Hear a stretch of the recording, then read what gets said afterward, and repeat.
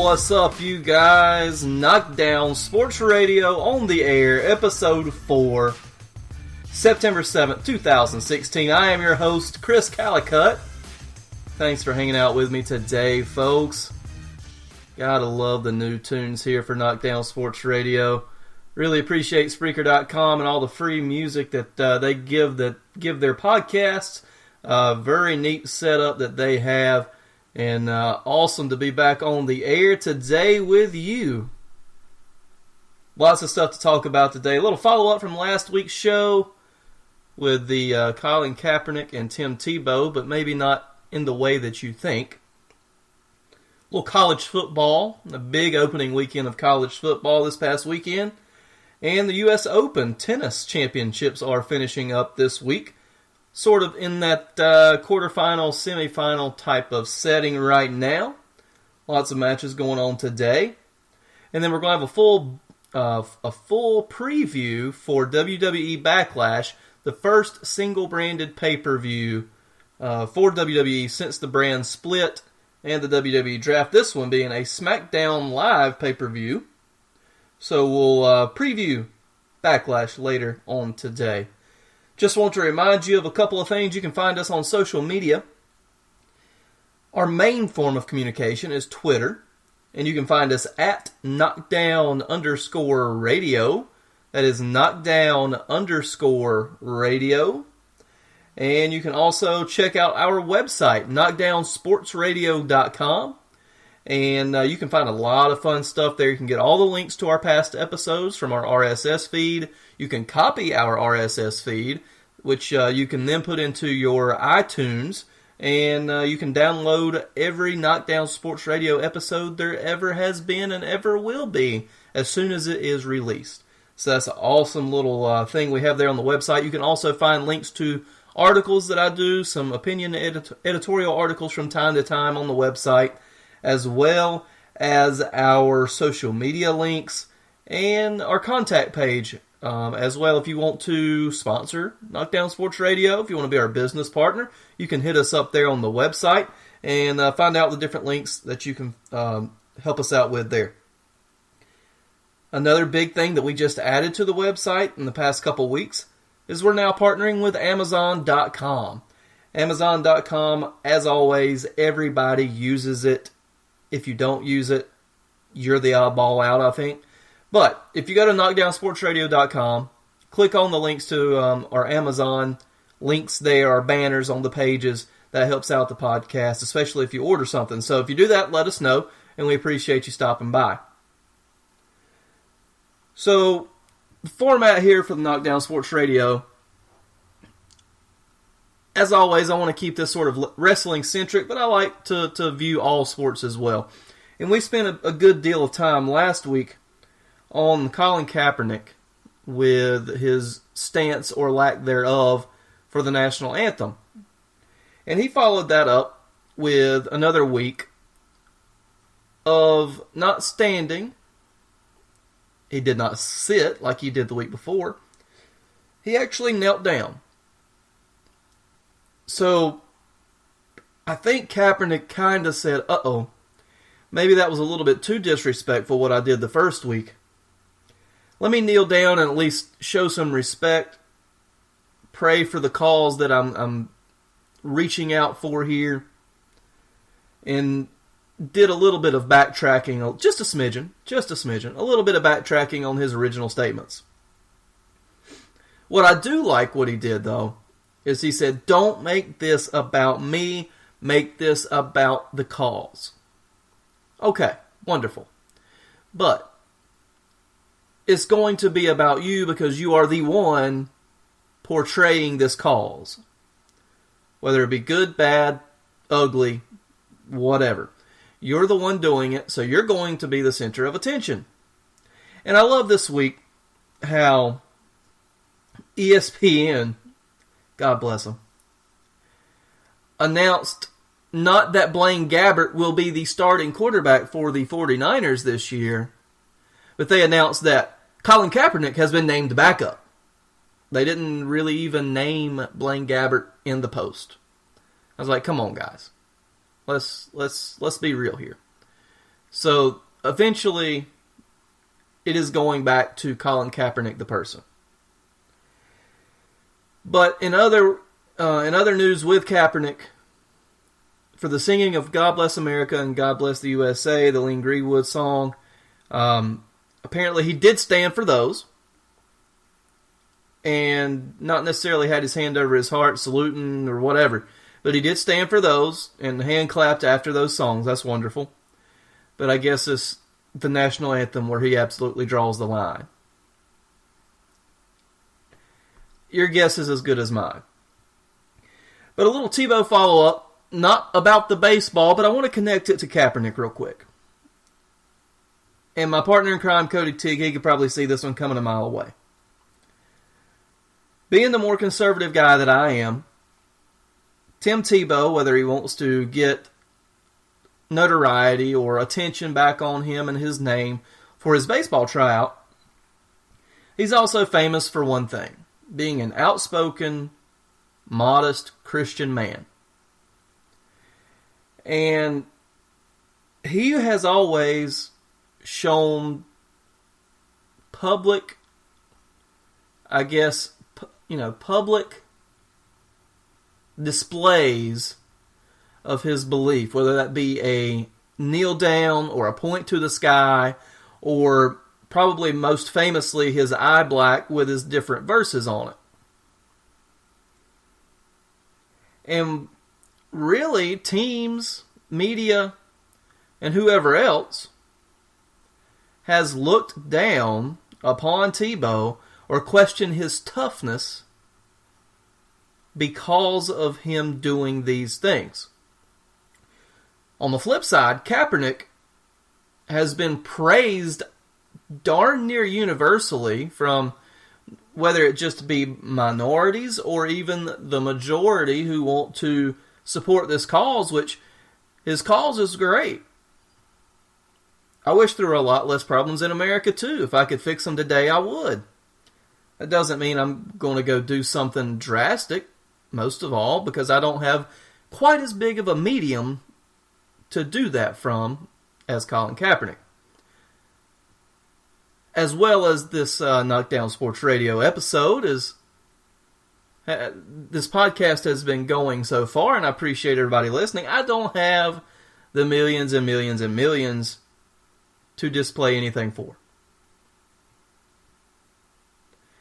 But back to Tebow, he was almost universally, disliked for his mannerisms, his modesty, his public displays of Christianity, and Kaepernick is upheld on people's shoulders with a big hurrah. That's a double standard, ladies and gentlemen. An absolute double standard. Both men are supporting the cause that they love and feel for. Both men are practicing their First Amendment rights. But because one is looked at as a goody two-shoes and the other is looked at as a unrelented or oppressed, even though he says he's not the one oppressed, but a minority who is looking for another cause, the double standard chimes in. That's where I'm going to drop the mic on that one. But you know what I think would be hilarious? Absolutely hilarious. Your uber American supporters, such as a Drew Brees, such as a J.J. Watt, who's a huge personality and a heck of a football player, almost hope they come out in a powdered wig with a big old American flag patch on their shoulders, just as a stance in the opposite direction. Just so we can have something else to talk about next week, honestly. Because ESPN needs something to talk about. Let's be honest.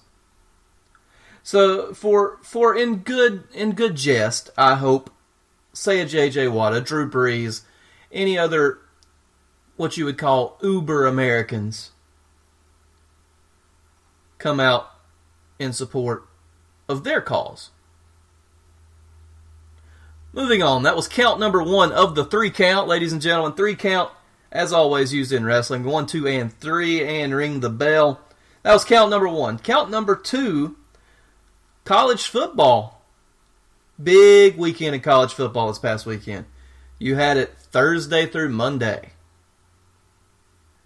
And the biggest thing I took away, the SEC, the Southeastern Conference, the behemoths of college football, they're on the downfall, guys. Everybody's catching up with them. Whether they're getting worse or the other conferences are getting better, they ain't what they used to be. Now, granted, Alabama standing tall over a huge win over USC, 52-6. There's no question Alabama, Nick Saban, and that crew is head and shoulders above the rest, just about. USC were ranked, maybe not rightfully so, but they were ranked because of their name. Been through a coaching carousel of sorts the past few years. Haven't really found a groove. They've had some sanctions where they're not really working with a full roster of players necessarily, or scholarship players, I should say. That Alabama just finds a way to do it again and again. They lost several players to the NFL draft, whether via graduation or just leaving because they're that darn good. But they always seem to have somebody next in line that's just as good or better than the guy that left. Now, if there's ever an internal probe by the NCAA to figure out what in the world is Alabama doing to get all these good players, I would love to know so I can figure it out and become a good coach myself. But either way, Coach Nick Saban, legend, has the Crimson Tide riding high tide once again with that 52-6 win over USC. But with the SEC struggling overall in the week, they went about 500 as a conference. I believe they had 7 losses, one of which was an actual conference game with South Carolina narrowly defeating the powerhouse Vanderbilt. I joke.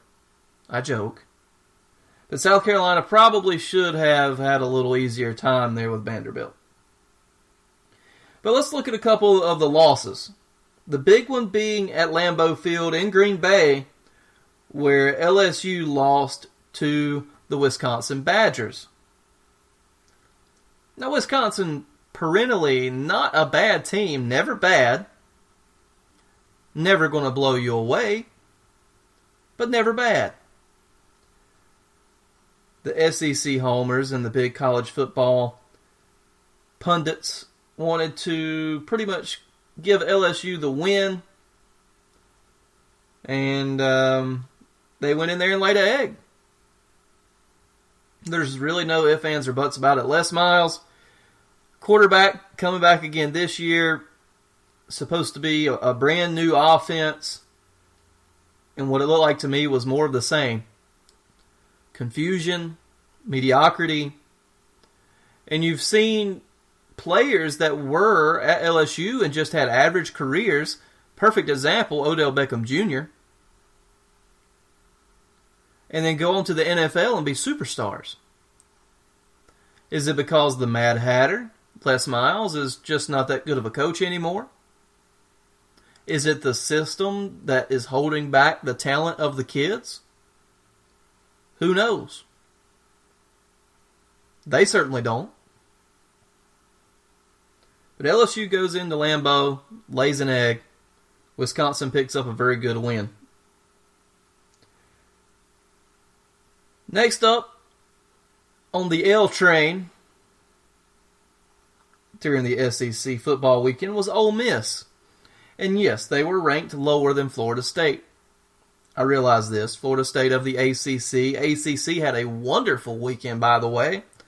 Technically number 2 in the record of conferences. I think below the Big Ten had the best weekend of or the best record of the weekend. Went Big Ten, ACC, a couple of more, and then you had the SEC down in the middle.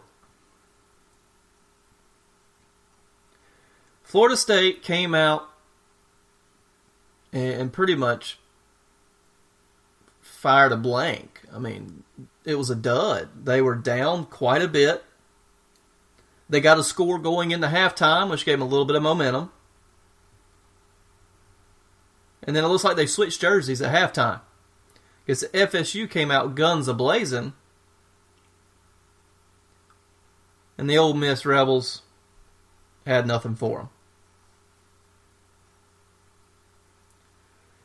Another win here for the SEC. We'll go to a couple of the wins now.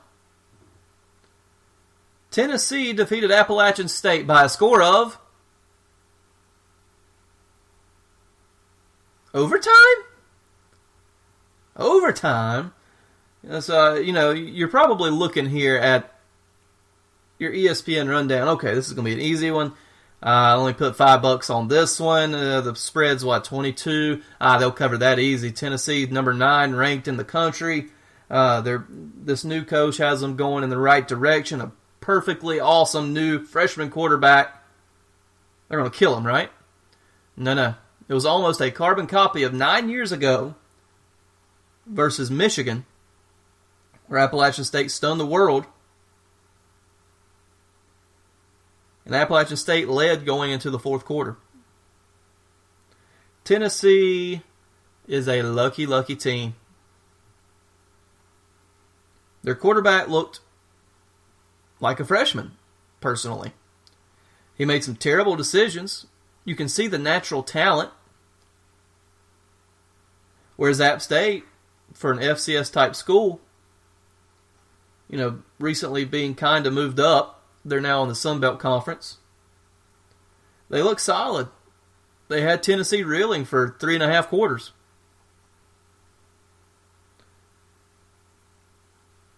Tennessee gets the win over App State by the hair on their chinny chin chins. And then to my least favorite game of the week, my Tar Heels. I'm wearing a Carolina shirt right now. They lose, in controversial fashion, might I add, to the Georgia Bulldogs. Now, speaking of freshman quarterbacks, the freshman quarterback for Georgia did not start. He sat the bench for the first quarter or so. So the senior, Lambert, I believe his name was, for Georgia, went out there and done a fine job. Got a score. Then after they scored, they put the freshman in. And then after the freshman scores, they put the senior back in. Now, whether this was situational coaching or not, it was interesting. Because I don't think either guy really truly got a groove, and this game could have been worse than it really was, because North Carolina had the advantage, maybe not stats-wise, but field position and big plays, they had the advantage for the majority of the football game. Now, what made the difference was the fourth quarter. Georgia outscored North Carolina 10-0 in the fourth.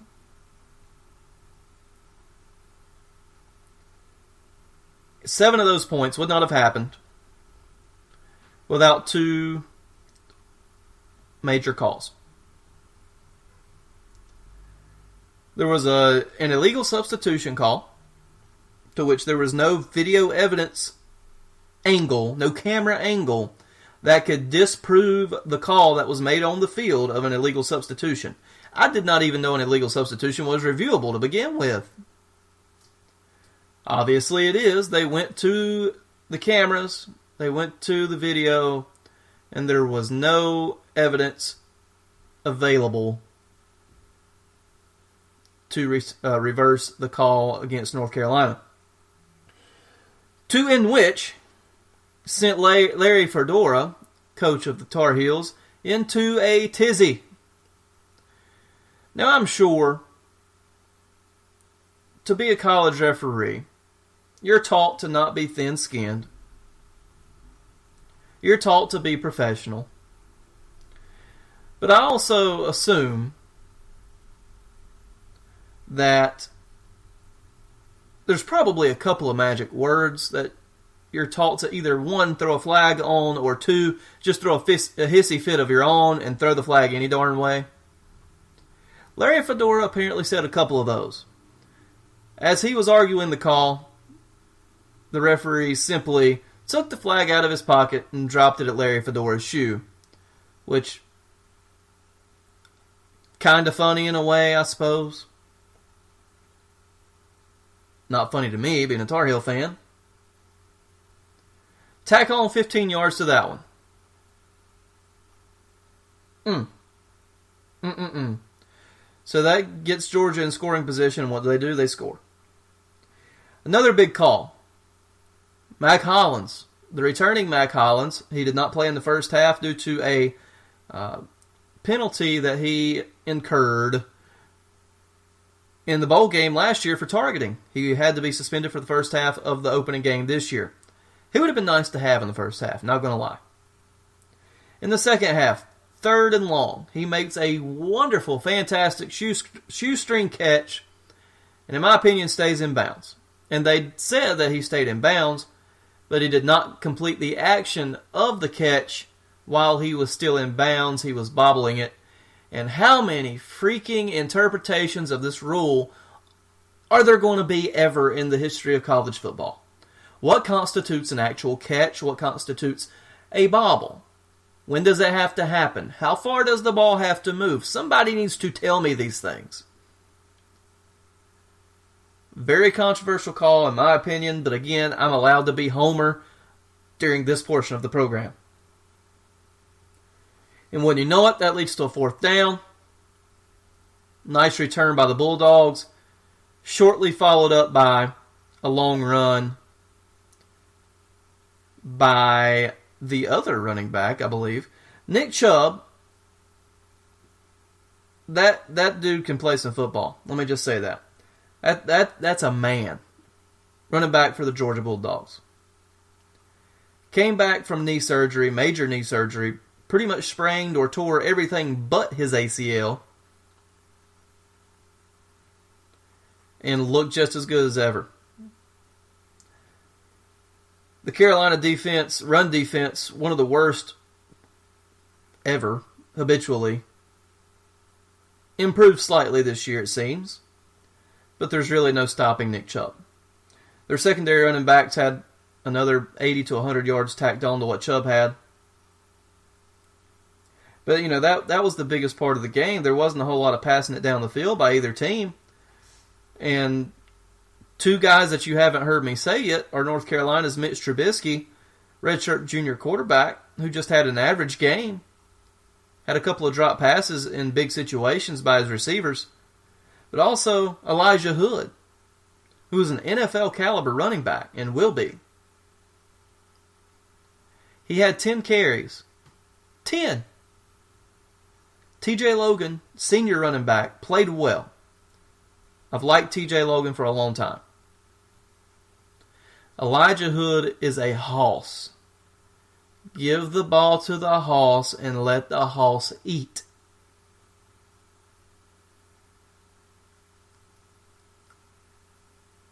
But one big thing, too, about Georgia, and I made this tweet and actually got some national attention for it, ironically.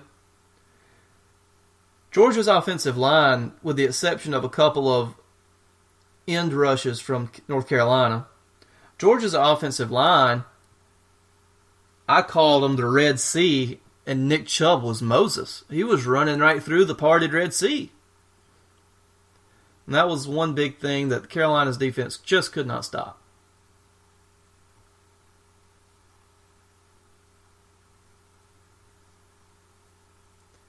The last big game that I want to talk about in the college football weekend, Texas and Notre Dame.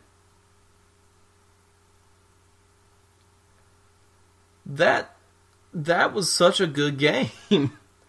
I was watching the tail end of it at a restaurant.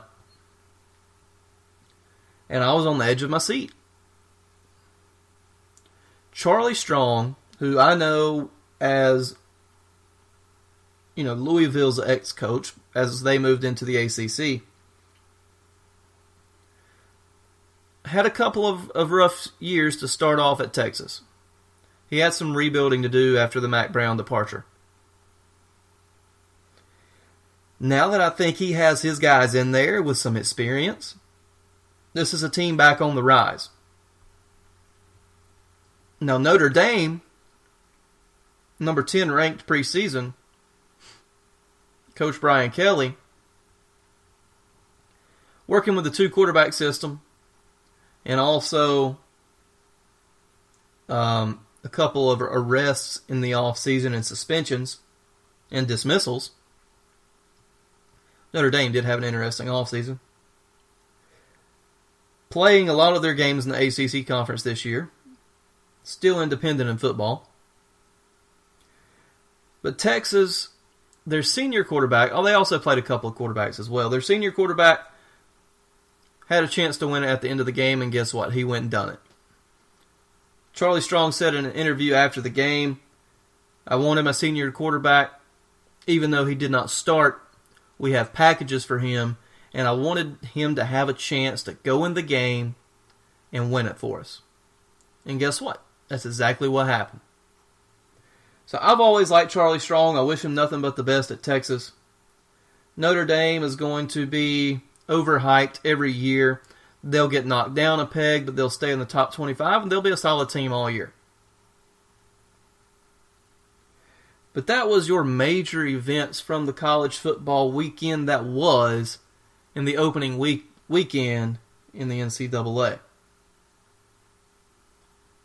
That was the 2 count. Now go on for the pin and count number 3. U.S. Open tennis. That's right, ladies and gentlemen. Tennis. As you may know, I am a tennis manager at a very highly sought after, beautiful, wonderful, highly ranked country club. Now, granted, that's not because of me, obviously. It's because we have the number 3 golf course in North Carolina and some of the best clubhouse and food and beverage facilities in the world. But I digress. Tennis is always going to be near and dear to my heart, in some form or fashion. So let's take a look at the current draws. There's some matches going on right now, some quarterfinal matches. But right now on the men's side, already advancing to the semis, Novak Djokovic, number 1 overall seed, number 1 in the world, will be taking on Gael Monfils, the talented and charismatic Frenchman. That should be a fun one. And some quarterfinal matches for today on the men's side. Juan Martín del Potro, coming in as a wild card, one of the feel-good stories of this tournament. His ranking got so low the past couple years. He's had multiple wrist surgeries. And returning with a bang here at the U.S. Open in the quarterfinals. And he'll be taking on the Swiss Stan Wawrinka. One of the prettiest one-handed backhands in the game, along with Richard Gasquet. Stan the man looks to get into the semis once again, has been very consistent over the past couple years. Sort of hit a little bit of a downfall the past couple months. But Juan Martín del Potro, the feel-good story, I'm going to take Juan Martín in that one to get to the semis to continue the Cinderella run. And what I think is a very, very interesting, very technically sound matchup here in the other quarterfinal, and that's Andy Murray versus Kei Nishikori. Andy Murray, the Brit, the gold medal winner, now 2-time gold medalist at the Olympics. Very, very close, inching up on Novak Djokovic for the number 1 ranking in the world. And Kei Nishikori, one of the prettiest backhands in the world as well. This time a two-hander, I believe. Nishikori is the model of consistency. He's been in the top 15 for several years. Also had some injury issues.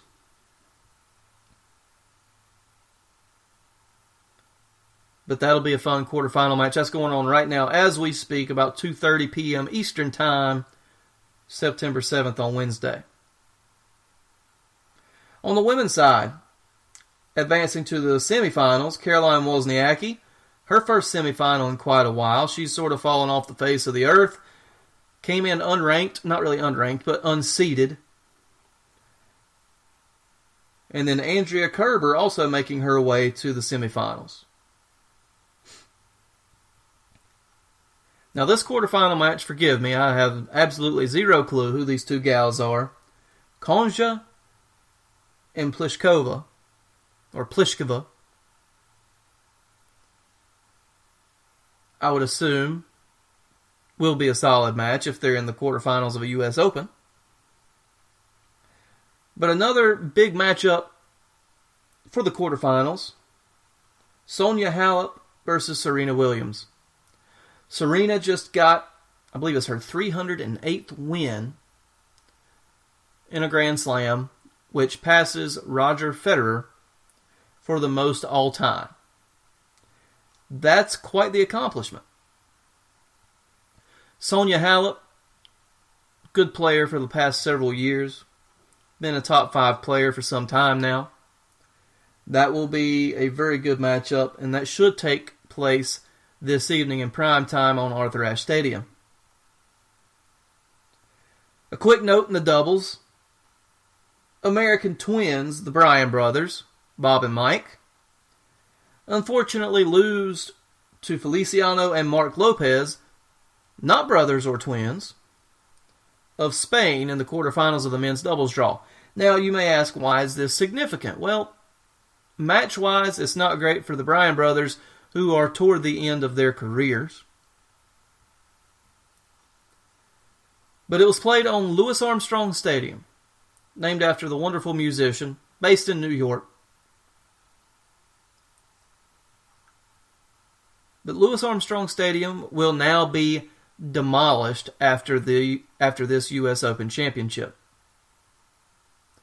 The Bryan brothers and the Lopez guys, that will be the last competitive match, the last pro match on that stadium.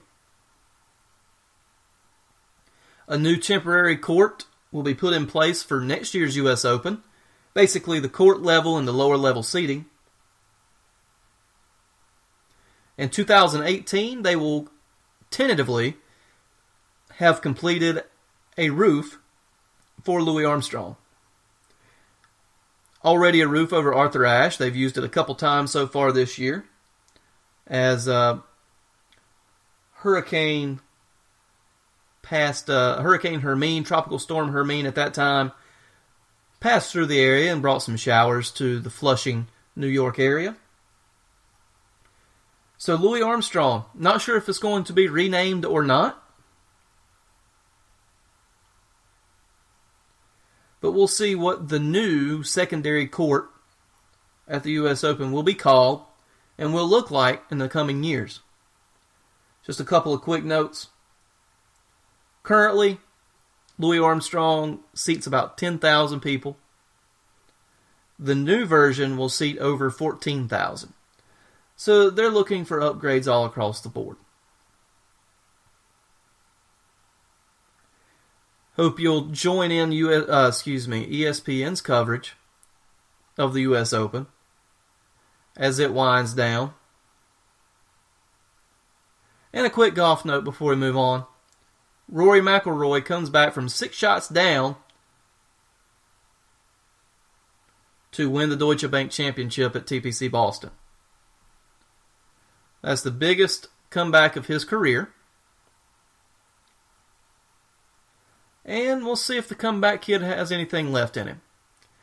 He struggled this year, to say the least, even though he's still top 10 guy. Not as many big wins, I should say. But some of your secondary sports notes for Knockdown Sports Radio. And I've rambled on long enough, guys. We're going to make this a two-parter this week. A two-parter. So we will return momentarily right after these messages and our sponsors.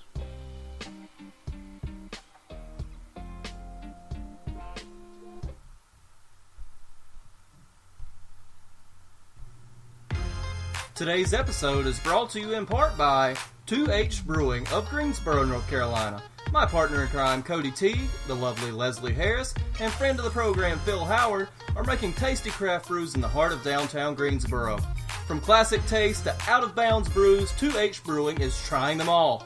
Give them a follow on Twitter at 2H Brewing for their updated beer list, and our thanks to them for sponsoring Knockdown Sports Radio.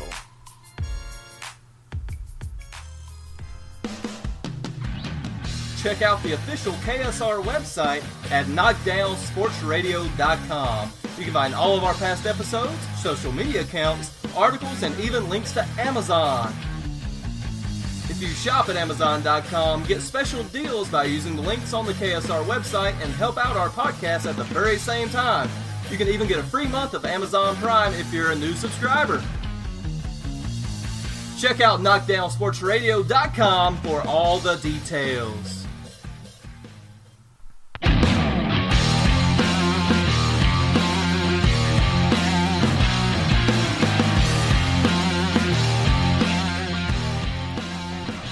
Alright guys, that'll do it for part 1 of Knockdown Sports Radio today. Click on part 2, coming up shortly, an all wrestling part 2 of Knockdown Sports Radio. Again, our social media outlets, Facebook, Knockdown Sports Radio, Twitter, our main form of communication, at Knockdown_radio, and be sure to check out knockdownsportsradio.com, especially for those Amazon links you just heard in the little ad roll there. Thanks for joining me. My name is Chris Callicutt, and we'll see you for part 2 of this week's Knockdown Sports Radio right after this.